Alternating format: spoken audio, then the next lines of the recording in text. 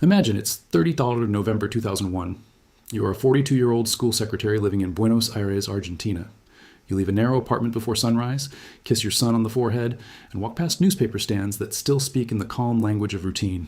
Your savings sit in a bank downtown, part in pesos, part in dollars, built slowly from years of skipped holidays, repaired shoes, and overtime you never complained about. You trust that money because trust is what normal life is made of. Rent, groceries, bus fare, medicine for your mother, school books for your boy, everything rests on that quiet belief. Tomorrow, you plan to withdraw cash for the month, pay bills, and buy meat for Sunday lunch, because that is what responsible people do when they think the floor beneath them is solid. If you have ever wondered why ordinary citizens are always the last to be warned when an economy starts to fail, stay with me. What you're about to hear is not a theory, it is a pattern. It has happened before. And if you find value in this kind of historical clarity, subscribing takes 2 seconds and keeps you ahead of what most people never see coming. The next morning, the rules change. Cash withdrawals are capped. The number sounds temporary, technical, almost harmless, but the effect is brutal. Argentina's government has imposed the corralito, a banking cage that limits access to your own money. Suddenly, the city sounds different. Metal shutters bang, lines form outside banks. People who spent their entire lives doing the sensible thing discover that sensible people are often hit first. That is what this video is about. Not panic, not prediction, pattern recognition. History shows that major financial breakdowns do not begin with one dramatic explosion. They begin with small warnings that most people dismiss because their lights still work, their salary still arrives, and the news still uses calming words. But the warnings are there. They repeat across continents, languages, and decades. Tonight, I want to walk through 7 economic warning signs every normal citizen should memorize. Not because history repeats exactly, but because it rhymes with a cruelty that is easy to miss, until it is standing in your kitchen. Before we go further, there is something important to understand. Economic collapse is rarely a lightning strike. It is more like a grand hotel with polished marble in the lobby while the basement is filling with water. Guests keep checking in. The piano still plays, staff still smile, but somewhere below, pipes are bursting. In economics, the hidden basement is the balance sheet. That simply means what a bank, a government, or a household truly owns compared with what it truly owes. As long as people believe the system is sound, the lobby stays bright. Banks keep rolling over debt, which means replacing old borrowing with new borrowing. Governments defend their currencies. Families keep paying mortgages. Shops keep accepting the notes in your wallet. But when the gap between the story and the numbers becomes too wide, confidence starts to leave. And once confidence leaves, the beautiful surface can crack with shocking speed. This is why the warning signs matter. They are not random events. They are clues that the machine is straining. A bank offering strange rewards for deposits. A government begging people to stay calm while imposing new controls. Houses rising in price much faster than wages. One official exchange rate on paper and another real one in the street. These are not isolated oddities. They are stress fractures. The paint still shines, but the wood behind it is starting to rot. The first warning sign is simple. When authorities begin to limit access to money that is supposed to be yours, the problem is already deeper than they admit. Think of it as hearing a landlord say the building is perfectly safe while quietly locking the fire exits. If the money were truly available, it would not need to be rationed. Argentina showed this in the clearest and most painful way. On December 1st, 2001, the government restricted cash withdrawals to 250 pesos or dollars per week per account. The limit was presented as a temporary measure to stop a bank run, which means people rushing to pull out deposits before everyone else does. But the public understood the real message immediately. If the banks need to trap depositors, then the banks do not have the freedom they claim to have. Look at the path that led there. In the 1990s, Argentina tied its peso to the US dollar in a 1-to-1 peg, a fixed exchange promise meant to restore trust after years of inflation. At first, it looked like a miracle. Prices stabilized, foreign money came in. The country was praised by international institutions. But a peg can become a golden cage. Once your currency is locked to a stronger one, your country loses room to adjust. If exports weaken, investors leave, or debt keeps growing, you cannot simply let the currency move. You must defend the promise, often by burning reserves or borrowing more. That is exactly what happened. Capital fled after shocks from East Asia and Russia. Argentina's government, unable to print freely under the peg, borrowed instead. By 2001, the economy was choking. Reuters noted unemployment had climbed beyond 20%. Hunger appeared in a country famous for food. And when the final panic came, more than $100 billion of debt would end in default, at the time the largest sovereign default in history. But statistics only show the skeleton. Daily life shows the flesh. Depositors vandalized ATMs. Supermarkets were looted. Riots spread. President Fernando de la Rua resigned. In just 2 weeks, Argentina burned through 5 presidents. A middle class that had spent decades trying to act prudently found itself thrown into poverty with startling speed. The first warning sign had been the lock on the bank door. The second warning sign had been the gap between official reassurance and what ordinary people were doing with their bodies. When people line up for cash, when they strip supermarket shelves, when they stop listening and start physically repositioning themselves, the crowd is telling you that trust has broken before the speeches admit it. That is one of the cruel lessons of history. The public often detects danger first through behavior, not through economic language. No one in those lines outside Argentine banks needed a degree to understand what was happening. They understood with their feet. They understood with their grocery bags. They understood with the ancient fear that comes when money is still visible on a screen, but no longer reachable in the hand. And here is the part many people miss. Once such controls appear, they do not just damage finances. They damage memory. Years later, Reuters found Argentines still preferred stashing cash at home because the trauma of being locked out of bank deposits in 2001 and 2002 never truly left. Crisis is not just a drop in output. It is a scar in public trust. It teaches citizens that a statement, a guarantee, even a bank balance can suddenly become a rumor. This brings us directly to the next set of warning signs, and they may be even more deceptive because at first they look like good news. Here is something I want you to think about before we go further.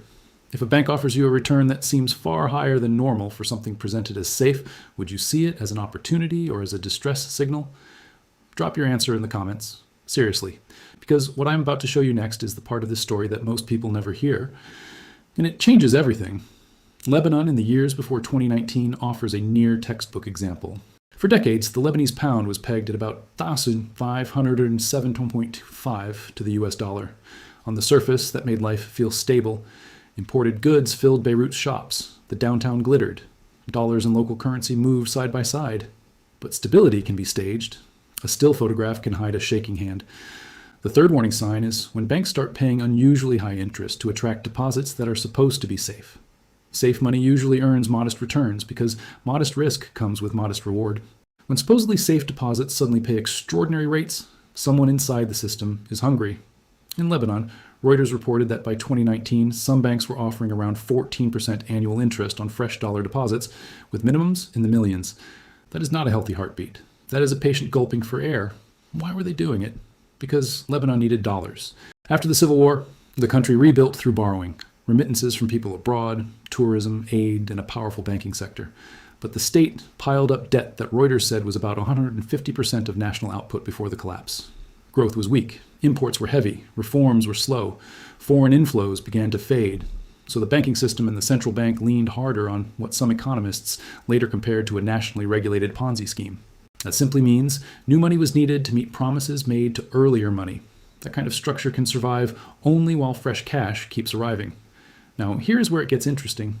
The fourth warning sign is when a country develops more than one real exchange rate. That means the official number is still printed by the state, but daily life is already operating by different, rougher truths.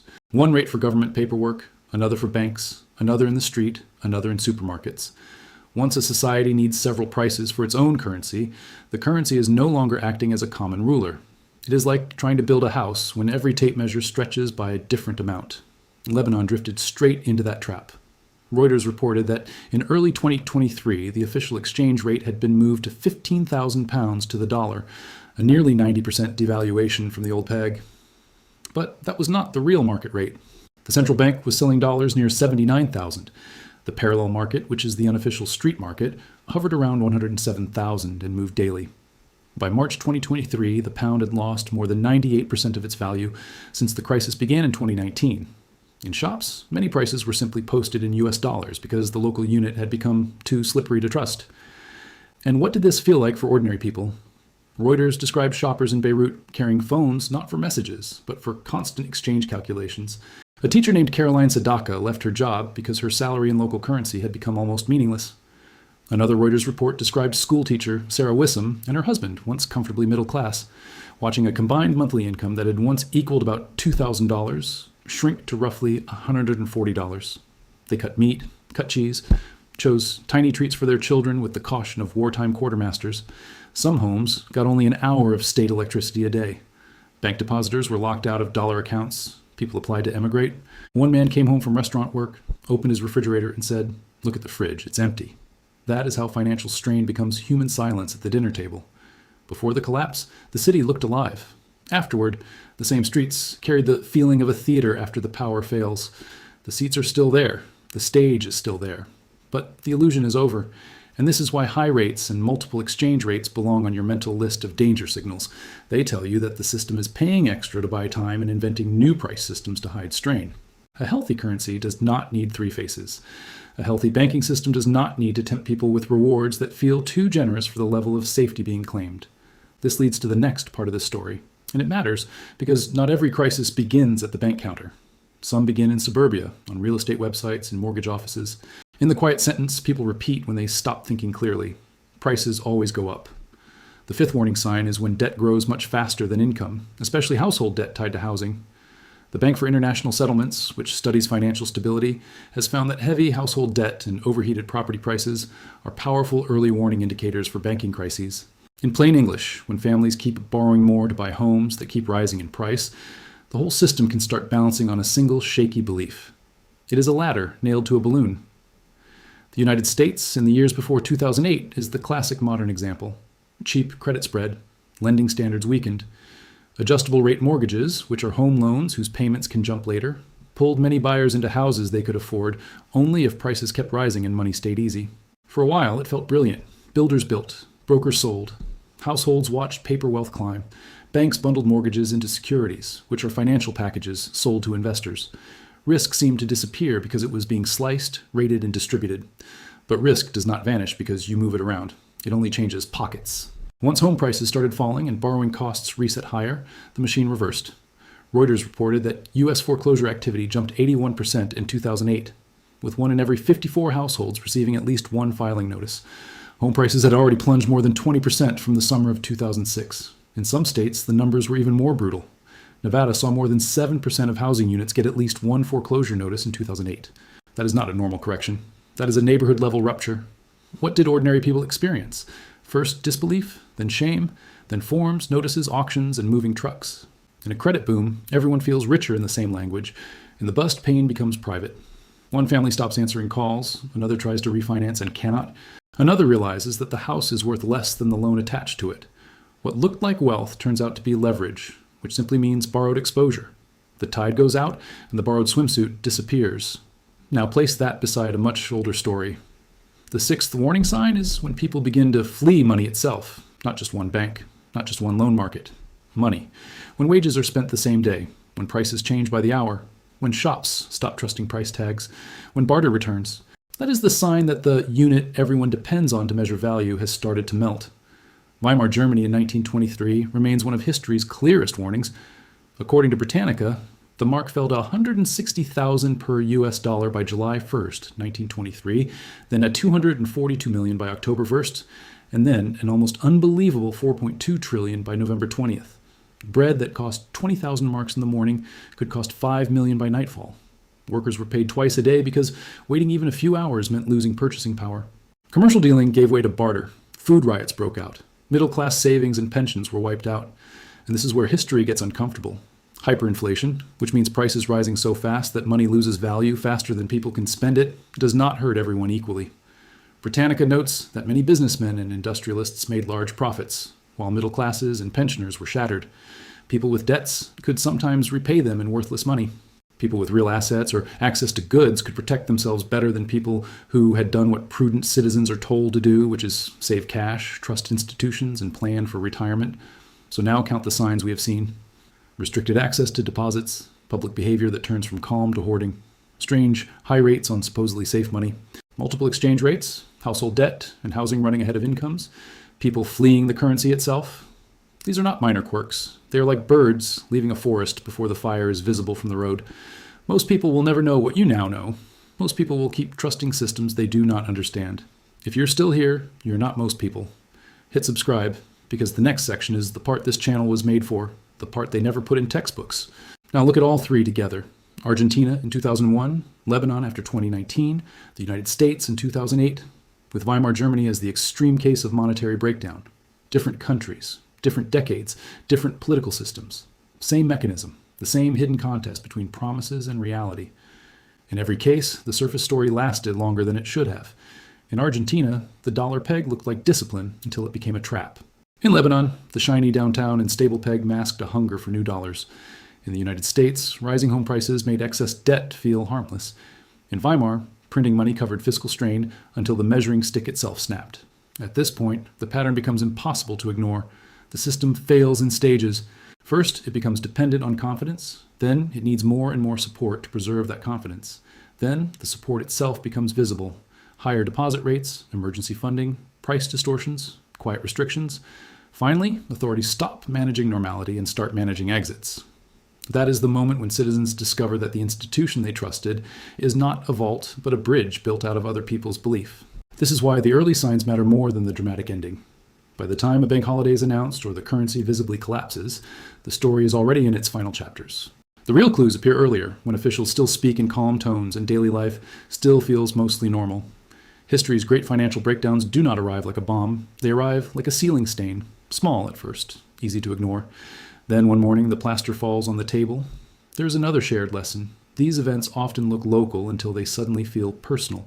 Many viewers hear the words Argentina, Lebanon, Weimar, or subprime America and think of distant headlines. But the core vulnerabilities are boringly familiar. Too much debt. Assets priced for perfection. Banks needing fresh money. Governments defending stories that numbers can no longer support. A public that notices strain first through cues, rumors, shortages, and altered habits. And once trust starts moving, it moves through society like cold air under a door. Pensioners feel it in medicine prices. Small businesses feel it in inventory costs. Parents feel it in groceries. Young workers feel it in the need to emigrate. This brings us to the seventh warning sign, and in some ways it is the most visible of all. When emergency measures become normal life, the crisis is no longer theoretical. A bank holiday, a daily cash limit, frozen transfers. Greece in 2015 offers a sharp example. After bailout talks broke down, the European Central Bank froze crucial funding support to Greek banks. The government shut banks for the week and imposed capital controls. Reuters reported a daily ATM withdrawal limit of €60. Prime Minister Alexis Cyprus promised deposits were safe, but the public response told the deeper truth. Lines formed at gas stations. Tourists searched Athens for machines with cash. Cyprus in 2013 showed another version. Banks shut for nearly 2 weeks.